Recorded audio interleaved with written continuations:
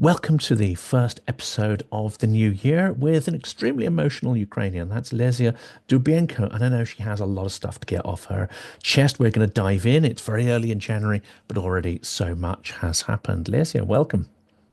Thank you for having me. So, what are we going to talk about today? Because there are so many things going on, and so much has happened since we last spoke. It seems that the neighbor of Ukraine has not, they didn't just get down to unwrapping their presents under the Christmas tree. They've been inflicting their usual round of misery and missiles and trauma and projected trauma onto other people.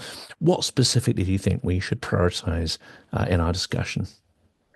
I think we should talk a little bit about the interview that everybody's buzzing about, and that is President Zelenskyy and Lex Friedman, or Alexei, his name is. Alexei Frolov, is that his name? No, I think he said that Frolov is his mother's like my mother's maiden's name, but he's Friedman and Alexei Friedman.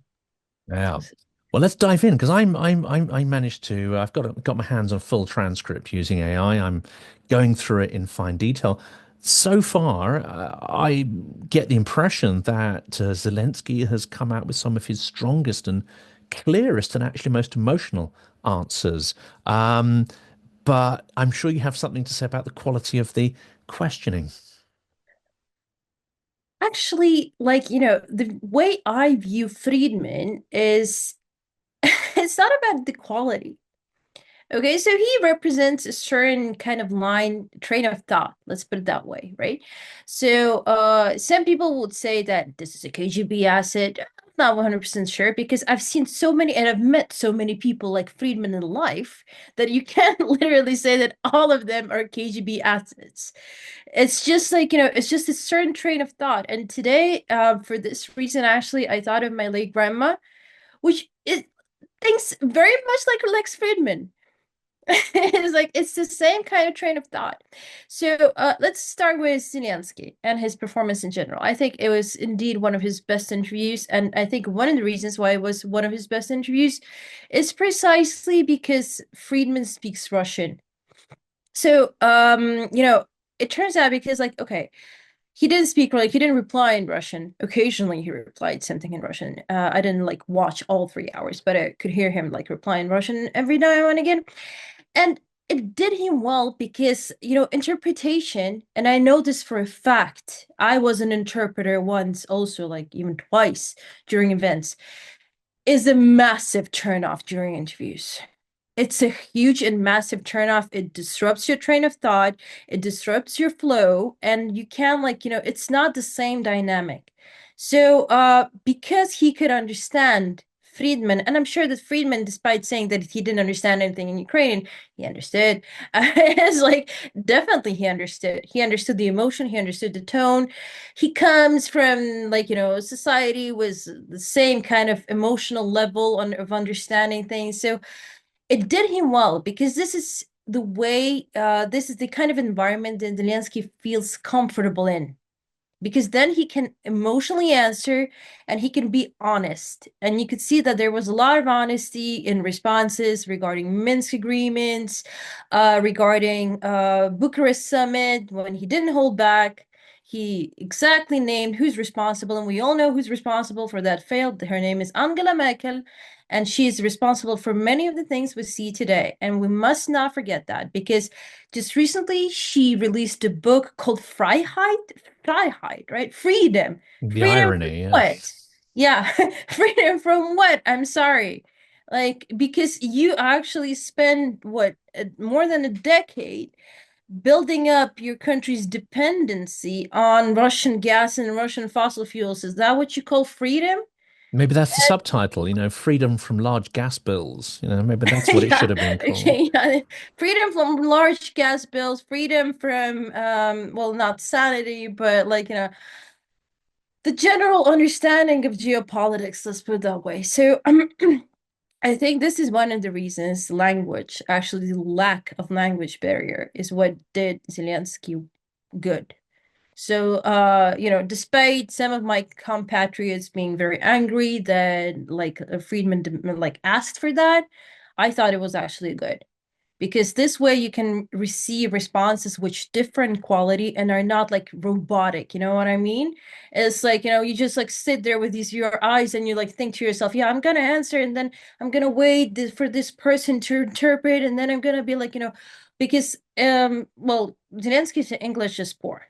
He's not able to communicate like, like myself and so some of my colleagues who are super fluent. And this And matters. it really Okay. contrasts, The doesn't language, it? yeah. Because he's an incredibly articulate man. He's humorous, and there's a As a certain sort comedian, of obviously. rhythm and music to his language. Which, of course, as you say, comedians have that. It's part of their skill set. The timing, the choice of words. So actually, yeah, speaking in Russian plays to his core skills. But I can see why politically the optics are not necessarily great for Zelensky to be speaking Russian. But early on in the interview, he made a really fantastic comment. He said, "Look, I did my first interview of the full-scale war in Russian because I wanted to address the Russian people. And what was the result? Nothing. Zip. Nada. Totally mute." I think that was a great point to make early on. And that is indeed one of the reasons why he switched to Ukrainian, right? So that was a good decision to switch to Ukrainian regardless, because like I said, I don't buy the fact that Friedman did not understand what was said. Some parts, sure. But like the general kind of context, he understood perfectly well. He doesn't look like an idiot to me. And so overall, what I really liked about this interview is that, it had a goal, it had an objective. And the primary objective, and this was something that was confirmed to me by Zelensky's office, it's not just something I made up on my own during Christmas holidays or something.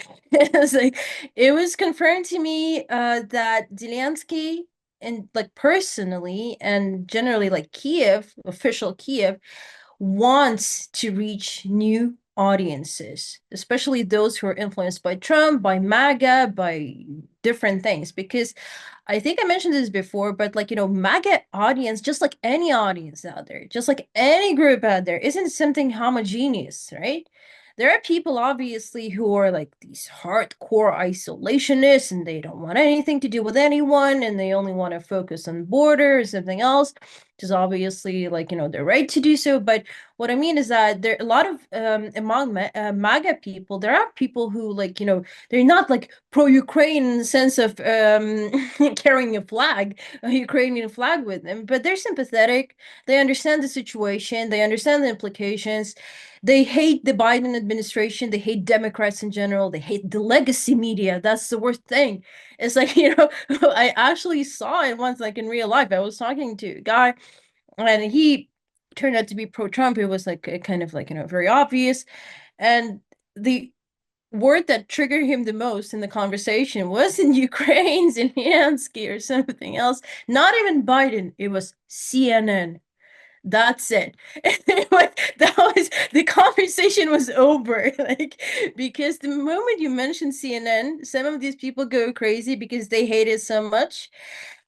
And I don't want to say that CNN anchors or CNN journalists are like bad or super bad, but they are extremely biased. So, if you want a different opinion or you want a different optics, CNN is not going to provide you with that. And This is the challenge, isn't it? Is to sort of scream that the other guy is biased, the other guy's intentions are wrong, etc., etc. That is to ignore the fact that many of the people who are screaming that are in their own kind of political bubble, unwilling to listen to any alternative points of view. Say it's people sort of pointing the fingers at each other, refusing to listen to each other, refusing to modulate their tone, to go to other sources, to question their own assumptions. I mean, it's a systemic problem. It's not just a sort of a left-right thing. it's not just a systemic problem. I was actually quite shocked. I mean, I think I said this before, but I'm going to just repeat it. I don't take a very strong interest in American politics in general. This is something recent because, like, for me, the US politics was never super interesting. I know a lot of people who love it. I was like always kind of neutral toward it. Okay, yeah. I mean, I know stuff about it, but I'm not like emotionally invested. I don't watch CNN. I don't watch MSNBC. I don't watch this. I don't want that. Watch that. But because of the situation, I had to watch some of the things, and honestly, I saw some footage of election night by CNN, MSNBC, and somebody else. I don't remember right now. Well, I mean, if you call this objective, then what is propaganda in a way? I'm sorry to ask. Indeed, yeah. I mean, there's that, and then there's keeping quiet, and there's a whole spectrum, I think, of bias, which is interesting to note. And you can have the sort of screaming bias that we're talking about, but then there's the sort of silent bias, which is happening more and more in British media, which is, there are certain topics that you feel you cannot discuss from any angle. So you just sort of, you drift over them and you move on to something else that you feel, one, is not going to be so contentious, or that is not going to anger the people who are paying the bills. And I think that's very dangerous, to be modulating what you're prepared to analyze and discuss, because of the sources of funding for media. That includes the BBC. They don't upset, left and right too much, because ultimately, they'll have more controls and more bureaucracy imposed on them, and more limitations. Let's turn back to the thing, because I think this is really fascinating. And I'm one who would say, like you, that Lex Fridman, he fits into the propagandist universe because he adopts certain mechanics which I think are beneficial to Moscow, but that does not make him an asset. And as you say, the thing about sort of those who grew up in the Soviet Union, especially Russians who haven't shaken off, the Russification or Sovietization of their mindset, they are radically depoliticized, which means they really struggle to think strategically and think politically. And I think you can have someone like Lex Fridman who can play a role in the informational hybrid warfare without himself actually realizing he's doing that, because his point of view seems to be so naive, seems to be naive to the point where everybody, it doesn't conceive of the idea that people can be ill-intentioned and that they can act in extreme self-interest and yet use language which is, claiming to be something other. How, does this fit then, you see it with some of the Russians you speak to, but again, not necessarily regime assets. They may even say that they are very much against, Putin's regime, and yet, if you dig deeper, there's a lack of sort of strategic analysis in their thinking, and this seems to me comes out in Friedman's questioning as well. Listen, I mean, I don't know Friedman's precise biography. When did he immigrate to the US? He's pretty young, I 90s? think. He And was also, he didn't necessarily live continuously in Moscow. I think he was in, according to the interview, was it Kazakhstan or somewhere? I think he was born in Uzbekistan or It was, something. He yeah, lived in something like that. Moscow. He lived in Moscow. He's Yeah, Jewish, from what I understand, right? So it was one of the waves of yeah. immigration. So these people are part of their bubble. Don't forget, like people who live in New York, Brighton Beach, a lot of them are pro-Putin and they sympathize. They think like Friedman, more or less, because they're part of this bubble. It's extremely difficult to understand this. It's extremely difficult to decouple yourself from Yeah. this, especially if you have family in Russia. And especially, I heard this interview where he was talking about Putin being a humble man when he was like, well, I look, mean, no, not no, actually, I mean, no. he He's was not no, a but humble listen, man at listen, all. listen. Yeah. Okay, the only thing I can agree with him is that at the beginning, Putin seemed to be a little bit better. Okay, yeah, he was a little bit better. Yeah, generally, let's If you put it that way. ignore, how Yeah, if you he ignore, got to but where it's like by he, Russian standards, what do you expect from Russia? But I also heard when he was saying, like when he was talking about the 90s, it was something that bothered him and most probably his family because Friedman is what, an MIT something? He's a tech guy, right? Most likely I think his physics family or was. something, isn't it? Hmm? You know, it's got a science background, I think. Yeah. So, I mean, if that's the case, most likely his family is also from that background. And imagine what it was like in the 90s to have to be like a scientific guy in Russia. All of them immigrated because there was no money. There was no money. There was nothing to do. There was penniless people. They were like, at best, those who were like a little bit talented, they went into trade, they did something like that. My late grandma, who was also like, was like a professor, even though she was like not a super great professor in economy, but still she had like a degree and stuff. In the 90s, she would go to Poland to sell lingerie, let's put it that way, right? So those were the days. Some people made it, some people didn't make it, but a lot were like, they harbor this grudge They do. because they don't Yeah. understand. They don't understand because to them, the 90s was like sold as democracy, as liberalism. This is democracy, this is liberalism. But in fact, it turned out to be wild capitalism. Yeah. Like, And like I mean, let's capitalism at also, because work. people will put their own kind of frameworks on this, but I think there's something interesting here. One is, and I heard these conversations for everyone, if this is your democracy, you know, I don't think much of it. And yet, every time I heard this conversation for people, I'd be like, what are you doing personally in politics? Oh no, I don't, you know, I don't believe in politics. I don't get involved in politics. So there is no democracy if you don't have at least a percentage of the population participating in a democratic process and developing sort of, let's say, political behaviors, you know, even joining parties or whatever. But there's this radical depoliticization. You know, on the one hand, you know, democracy, great. Oh dear, not working. But are you individually doing anything to push that democracy forward? No, almost nobody was in the 90s. So radically disenfranchised from politics. And what you mentioned there, you know, people immediately think, oh, the 90s, and they'll think about it materially.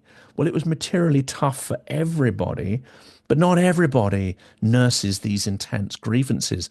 I think you've hit on Most, something here. It's those who have a most. loss of status. Yeah, but a lot of people move on or whatever. But I think the worst or the deepest sense of grievance is those who are actually of higher status in the sort of, you know, Soviet aristocracy. They may not have been well paid necessarily as professors, but they had a sort of certain status in society. So it's those who lost that status that I think nurse the greatest grievances. And Oh, that's kind of important. yeah, yeah, no, no, for sure. You're absolutely right because, before 1991, they were somebody, and then the next day they woke up and they're nobody. It hurts, you know? It kind of hurts. So, from a human perspective, it's just something that will not go away anywhere soon. So, this has to go through several generations.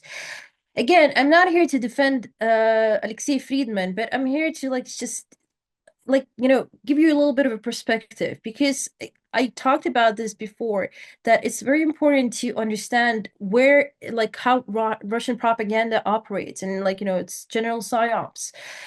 It identifies every person out there and what they're like worried about and problems, and they amplify them, they use them, they amplify them, they don't create them It's the because politics of yeah. grievance, isn't it? Yes, And yes. Because, like, for example, Friedman, I heard that, oh, he brought up the corruption, he brought up a presidential election, it's like all these Russian po talking points. How are these Russian talking points? I'm sorry to like I understand that Russia does amplify them, of course, weaponizes them, yes.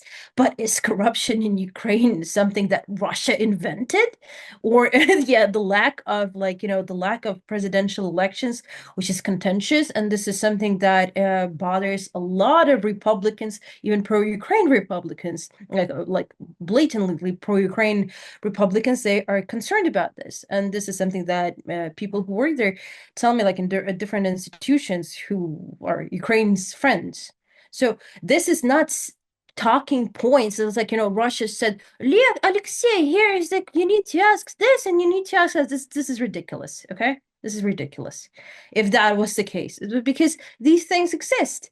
And the fact that Zelensky was able to push back and explain and, he wasn't, um, this is exactly the kind of interview that where people are not asking you questions. Excuse me, sir.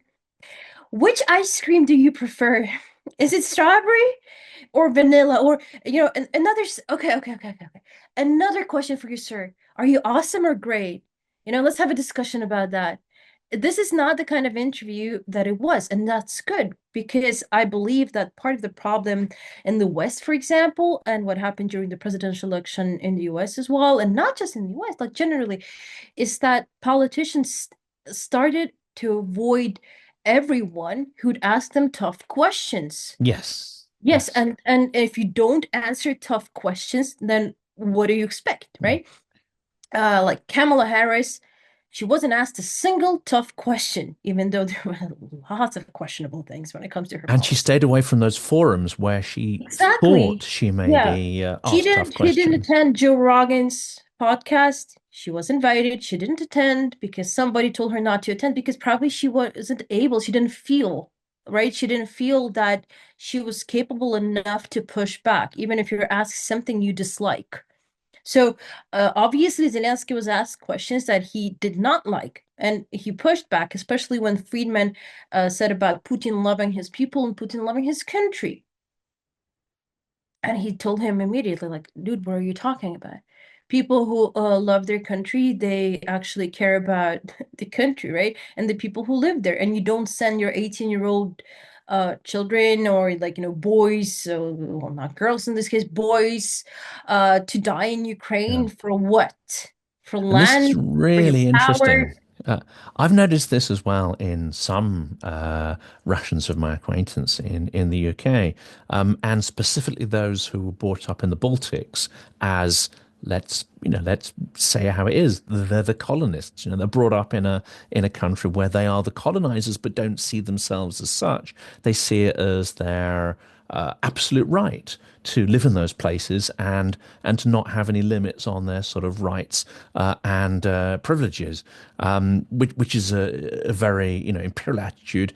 But in many people, it's unconscious, unfortunately, and that accusation could be leveled at all sorts of people who are non-Russian as well. So, this isn't just a Russian problem. And if they've never spent any time in the sort of, the Russian mothership, as it were, the motherland, but they've lived on that periphery in slightly more privileged communities and, the colonist communities, or they've spent a very short time in their adolescence and then moved away, they will have one foot in that informational bubble, but they won't have the direct experience. They won't know the actual Moscow rules. They won't be able to say, okay, this is the propagandistic fantasy, and either I'm going to, amplify it or not. And then in their head, they'll also know, and this is the reality, and I can compartmentalize it, or I can make the conscious choice to kind of light the world and myself. They don't actually have this. So I think partly they buy into this mythologized version of Russia. They probably haven't traveled around the provinces, especially, and seen what it's really like and what contempt Russian leaders actually have for their own people. Oh, obviously, because they only think about Moscow and St. Petersburg, maybe some other cities like that. Because when you talk about Russia, when a Westerner talks about Russia, like she talks about two cities, Moscow and St. Petersburg, nothing else. That's it. Because in Moscow, have you seen the subway in Moscow? Whoa, what? Whoa, that's just amazing. And have you seen the I mean, palace? it is a nice subway, I mean, It's a nice sub. there's Nobody's not a bad like the subway. It's thing is the clean. It thing is that works. nobody's like I'm not saying that it's not nice. It's actually nice. I admit it. But how do you use that information? Just Yeah. because the subway is nice, it means what? And Like also what's the logical context. sequence here? What's the logical sequence? If you have a nice subway, this means what? What does it mean? It means nothing. It means that it was built during the Soviet Union and Yeah. subways were like, one of the main public places for people to travel around and like, Soviet architecture. It was But it also quite. lacks historical context, which is Mhm. really important because something like a fifth of historic Moscow was bulldozed to build the subway. You think of all about the lives, the culture, the identities that were just sort of bulldozed on a dictatorial whim. And it's the same as St. Petersburg. You think of the facades and the beautiful palaces on the river. Well, I'm sorry, but hundreds of thousands of people died in a malarial swamp to build a fantasy of a dictator.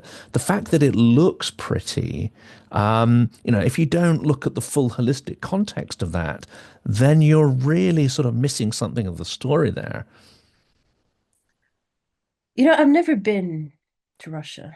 I must admit, I've never been there. Like St. Petersburg, Moscow. I wanted to go to St. Petersburg once, but somehow, the concept of subways being nice in Moscow isn't enough to Not enough of yeah. entice me. Yeah, to entice me. I must be honest, I guess I'm a primitive, simple girl, and Italy attracts me slightly more than Russia. But it's like, um, what I'm trying to say here is that regardless even of how it was built, because a lot of things that happened back in the day were like, dubious worldwide in terms of how things were done and built.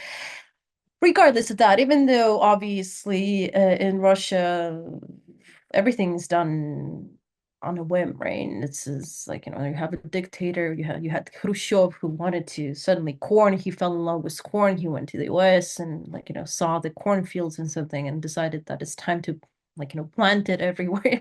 Why? What for? It was never explained because because it's how it works. It's how it works in countries like these. And regardless of that, it's just that if we come back to Friedman and the way he thinks, it's not about being naive. It's not about he is part of the bubble he was raised in and he's still exposed to, despite living in the West, despite everything. It's like pretty much like Brighton Beach in New York. It's like I actually even saw videos like it's still the 90s atmosphere there. There's still these émigrés who left Russia and so on. They live in this bubble, and I think that he's kind of part of that bubble. His family there, he's exposed to that sentiment. You don't need to you don't need to be a KGB asset to say things like he says. Because if he were to be like a pure KGB asset, he would never let Zelensky relay all the messages he Yes, that's received. true. And he Exactly. wouldn't have interviewed Serhiy because I know people have made a big play of the fact that yes, he does have a lot of right-wing talking heads. He doesn't properly, I think, sort of challenge falsehoods. That's because it's his style, but also think he lacks the context sometimes to do that. But I don't think a full Kremlin asset would do a 3 hour interview with Sergei Plakhy, for instance. That Yeah, wouldn't happen because right. it would be outside of their. I don't think so. And the way I saw it's not like because a lot of people said that he will edit it the way to make Zelensky look bad. He didn't edit out a single thing. No, no, he doesn't. And yes, and even now when he was criticized because of some slap on the wrist mistranslation that happened, he said they're gonna correct it. So he's pretty Yeah, responsible and responsive, right? Because trust me, a lot of media outlets would ignore that altogether. yeah. Like, oh yeah, we made a mistake. Who cares? We're so great and you're not. And And that's like that's a linguistic slip, which is quite easy to understand how that happens. It's actually quite nuanced language. So, I don't see intentionality behind and that. to be And he honest, I doesn't sympathize. interrupt either, Yeah. which is good. Yeah, and plus I sympathize was what he said at the beginning when he was talking about interpreters and the quality of interpretation was poor. Yeah. The reason why I sympathize with that is because like I said, I was an interpreter once. I'm not a trained interpreter. I can do it sometimes. But I got some feedback from people who actually they were in a room with some OSCE representatives, and those representatives provided them with the interpreters, and it's like it was hell. It Yeah. was so bad. It was so bad. So interpreters, like really skilled ones, wow, they're like, I don't know, there are very few of them out there. Even And then, it does interrupt the flow. I mean, I'm entirely sympathetic with what he said. Even the very best interpreters, it's going to sound quite stilted. It's going to interrupt the flow. It's going to create gaps, and you lose energy of the conversation during that. So I can absolutely appreciate that. I mean, we don't have too much time. What I wanted to, because you've obviously spoken to the Zelensky's Kiev office and people there, you understand, why that interview was done, actually why that's important, why potentially getting the Joe Rogan one, I think is incredibly important for that to happen. As much as I do not like a lot of the content Rogan produces, I do think some of his guests are rather interesting, and I again wouldn't label him a Kremlin asset, but I think that's an important one to happen. If this interview is a stepping stone towards that one, I think that is really critical. But what do you think will be the impact, or what is the intent that Zelensky's office had behind the interview, and do you think they will have achieved it? Okay, so two things. There is a rule in communication, in comms in general, public comms and strategic communication. If there's a communication gap of any kind, it's either you fill it or somebody else will fill it for you. There's absolutely no other way. So this is something you have to keep in mind. You don't choose, I mean, unless the person is like, I wouldn't talk to Jackson Hinkle. I would avoid it, but because they're different, like there's a different reason why, right? Jackson Hinkle is a totally different person. He is a blatant asset. It's like this, there's nothing to discuss there. When it comes to Joe Rogan, well, he's popular. He was popular before that. Like, he's, I don't really know much about him. I just know that he's big. And a lot of things that he gets is obviously like, from the more conservative circles, or from, let's not even call them non-conservative. I would call them anti-leftist woke legacy media, something like, this whole mix, because this is apparently the biggest issue in the US right now, is that like what is woke, what is not woke, and somehow Ukraine got trapped in that. Apparently, I was told, I was shocked, wanted to hear that somehow Ukraine is labeled among some conservative commentators woke and progressive. Like, have you seen Ukraine? Guys, come on, this is a little bit ridiculous. It's a pretty conservative society in general. It's like how did we get there, like mixed up in this whole story? I have no idea. But okay, it happened somehow. So the reason why this specific Fridman interview was done, this is according to Zelenskyy, is because we need to target Trump's audiences, right? Trump is going to be in office for the next 4 years. It's a fact. So, we can whine about it. We can, I mean, a lot of people actually don't whine about it. So, but I'm just saying that, like, a lot of people in Ukraine are pro-Trump. And they were pro-Trump before Biden. So, but actually, Trump's administration, the first Trump's administration in Ukraine, was a pretty popular one. Like, it was perceived well. I wouldn't say that there was much happiness when Biden won the election, but it's not up to us. I'm just saying that it's not something that is like, a tragedy, that was viewed as a tragedy at all. A lot of people in Ukraine are pro-Trump. And somehow we need to communicate this, because he's going to be in office. And during the past 2 years, the communication line with the conservatives was poor, right? So it was ignored. Letterman and other people, those are not conservatives. They're nice people, but again, they're associated with the legacy media and with everything that's bad these days, according to the conservative groups. So the primary reason is to establish a better communication with these people, and like, because among conservatives, it's not like, it's not like the conservatives hate Ukraine or something. I think they're a little bit bewildered to some extent, as like, why suddenly are we so pro-Democrat, even though when you come to think of it, the Democratic administrations over the years, like generally, like Clinton, Barack Obama especially, Biden too, in the end, they didn't do much for Ukraine. Mildly put, mildly put. Blinken's interview, for example, with the NYT, where he was, I like Blinken. It's just my personal thing. I like him. Unlike Kamala Harris, for instance, I understand what he did during those years and why he did. Okay, so I give him credit for a lot of things that were good. Some were not, but I don't think that he was like, the one deciding there, these things. But what I'm trying to say is that still in his interview with the NYT, he was like, like it was just self-praise, self-praise and how amazing they did and so on. And I'm like, yeah, where it was like, dude, if you did so well, how come the war is still around? And people in Ukraine are extremely pro-Trump, according to some new survey. Like most Trump positive nation in Europe. Like, haha.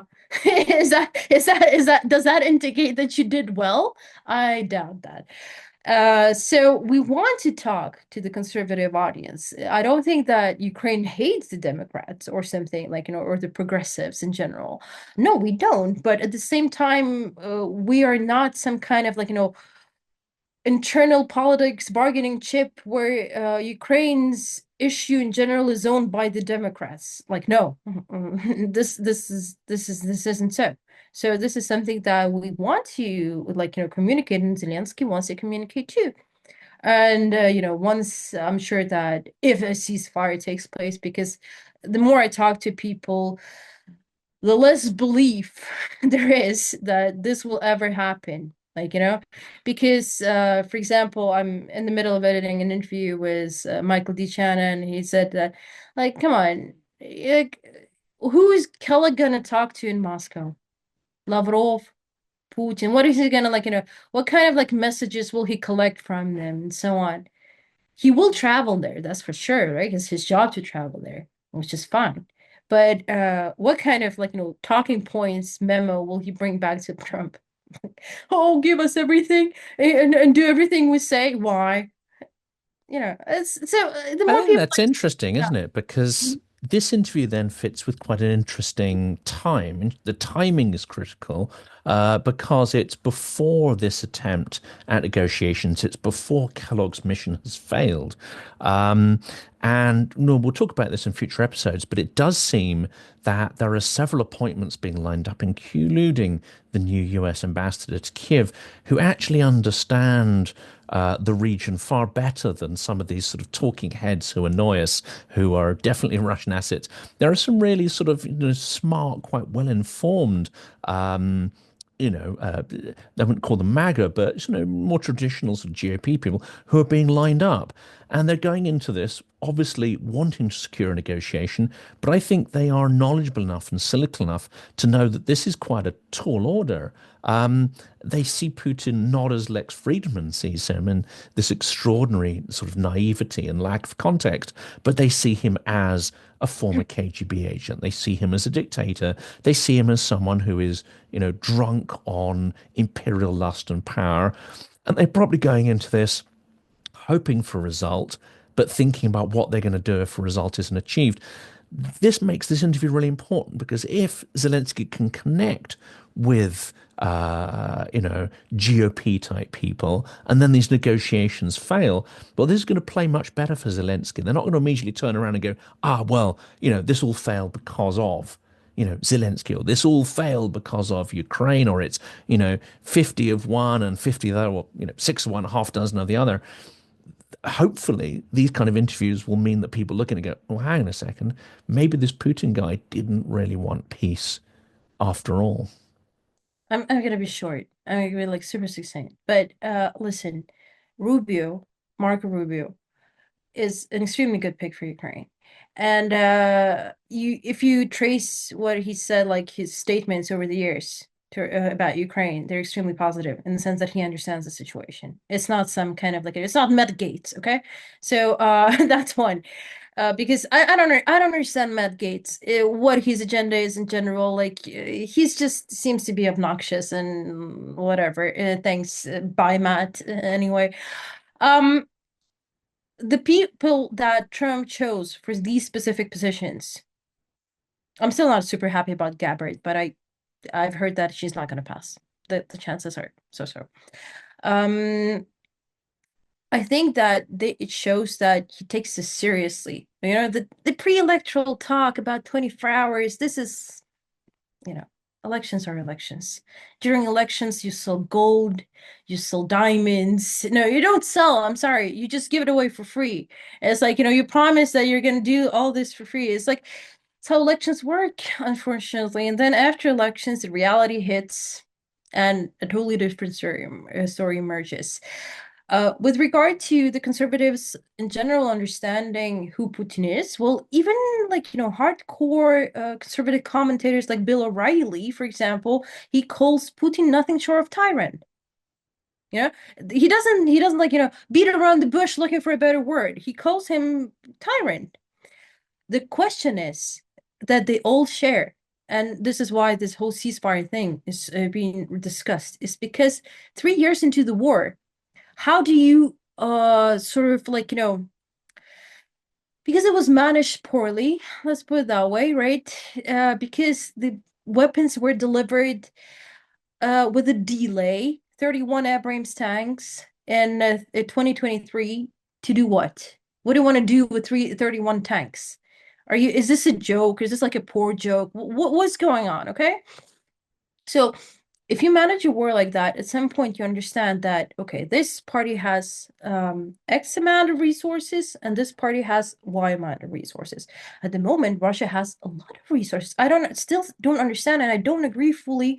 And I have an interview after that with actually an American official who says that, okay, Russia should want a ceasefire. To me, this is not so obvious. Why it would want to be ceasefire if it has access, like Zelenskyy said, that North Korea sent to Fridman actually 12,000 people, right? 3,800 are dead or wounded, and it can send more. It can send 30,000. It can send even more because it's a dictatorship, right? And nobody's going to say no to this. So it doesn't have problems like, you know, it doesn't face human shortages. It doesn't face ammo shortages. It's still on the move. Yes, it's doing poorly, but it's still on the move. Like, you know, it's still attaining some small victories. So to me, this is completely unclear why suddenly in January 2025, Russia would say, yeah, you know what? I've captured this place over here with a lot of lithium, but now I'm gonna stop. You know, I'm gonna stop and take a little pause. Why? What would be your incentive? I have no clue. Maybe I don't know something, but to me this is completely not obvious. If you're attaining your goals, even at such a pace, and you conquer territory and you conquer resources, not just territory, but also resources that are critical, why would you stop? So on this note, I'll make this rhetorical because I'm sorry, I don't know why somebody would want to stop. And generally, to sum it up, I think Fridman's interview with Zelenskyy was really appropriate in terms of timing, in terms of messaging, and in terms of everything. Like, you know, it was really good. It was really, really good. It was a great job. I think one of the best interviews by Zelenskyy because he was in his office. He felt comfortable. He spoke the language he wanted to speak. He understood what Fridman was saying and could respond accordingly, you know? And this is great because at the end of the day, the number one goal of this interview isn't to criticize Fridman or to do this. It's about relaying messages and accomplishing goals. And the goal was accomplished. The audience and the messages were clear. So I think it was a And success. to get people to hear Zelensky's voice directly, people who perhaps have never listened to his speech before, people who felt allergic to it, avoided it, been not interested, his voice will have been heard by potentially many, many hundreds of thousands of people. This video has already racked up 2 million views.